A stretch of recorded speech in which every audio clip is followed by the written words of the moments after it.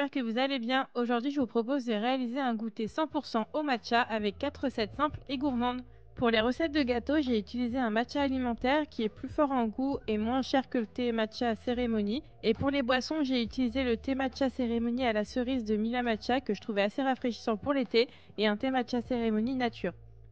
On commence tout de suite avec une recette de financier au matcha et sans gluten. Pour cela, vous aurez besoin de 125 g de maïzena, 200 g de sucre, 125 g de poudre d'amande, 5 blancs d'œufs, 125 g de beurre fondu, 15 g de matcha et quelques framboises. Dans un premier temps, transformez le beurre en beurre noisette. Pour cela, laissez-le fondre à feu vif jusqu'à obtenir une jolie couleur noisette, puis filtrez-le et réservez-le. Dans un saladier, mélangez la fécule de maïs, le sucre, la poudre d'amande et le matcha.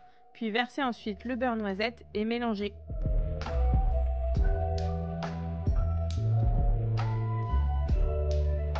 Montez ensuite les blancs en neige bien ferme, puis incorporez-les en plusieurs fois dans la préparation précédente.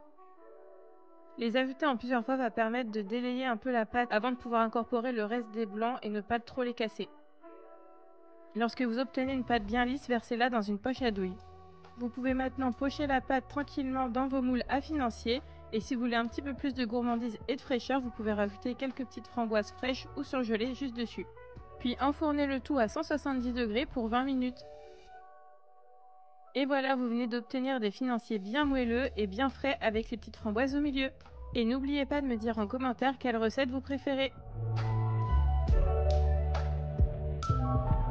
Pour la deuxième recette, on reste dans les fruits avec un smoothie matcha latte à la fraise. Pour cela, vous aurez besoin de 250 g de fraises françaises, 200 ml du lait de votre choix, 2 g de matcha et en option du sirop de vanille. Dans un premier temps, équeutez les fraises. Donc moi j'ai réussi à trouver des fraises françaises, mais si vous en trouvez pas, vous pouvez prendre des fraises surgelées.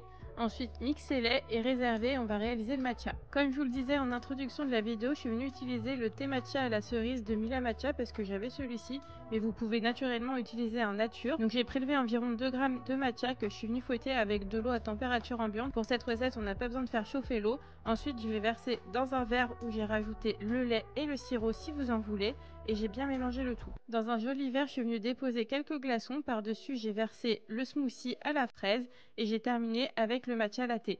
Je trouve que les deux couleurs se mélangent vachement bien et ça rend super bien visuellement. En tout cas, le smoothie était vraiment super bon, donc si vous testez la recette, n'hésitez pas à me le dire en commentaire.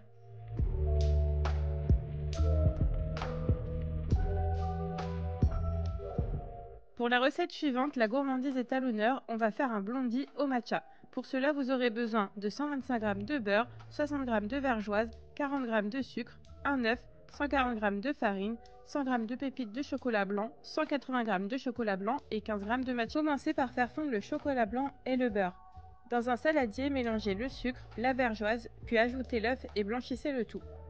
Lorsque le mélange beurre-chocolat est bien fondu, versez-le par-dessus le mélange précédent, puis ajoutez le matcha et mélangez à nouveau. Incorporez ensuite la farine et mélangez à nouveau. Finissez en ajoutant les pépites de chocolat blanc. Versez le tout dans un moule d'environ 15 cm sur 15 cm. Le mien était un peu trop grand, donc ce que j'ai fait, c'est qu'avec du papier aluminium, j'ai réduit la taille du moule. Ensuite, j'ai déposé quelques pépites de chocolat au-dessus pour la décoration et j'ai enfourné pour 35 minutes à 170 degrés. Laissez le blondie refroidir quelques instants avant de découper et de servir des parts. On obtient un gâteau ultra gourmand avec une jolie couleur verte et un bon goût de matcha. Pour la dernière recette, je vous propose un affogato en remplaçant le café par du matcha et c'est super simple. Vous aurez besoin simplement de glace à la vanille et d'un matcha. Pour cette recette, j'ai utilisé un matcha nature cérémonie que j'ai préparé avec une eau à 70 degrés. C'est important pour cette recette que le matcha soit chaud pour que la glace puisse fondre à la dégustation.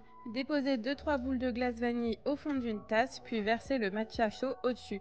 Donc là, vous l'aurez remarqué, c'est juste un matcha à l'eau. J'ai pas rajouté de lait parce que le lait va venir s'ajouter avec la glace vanille.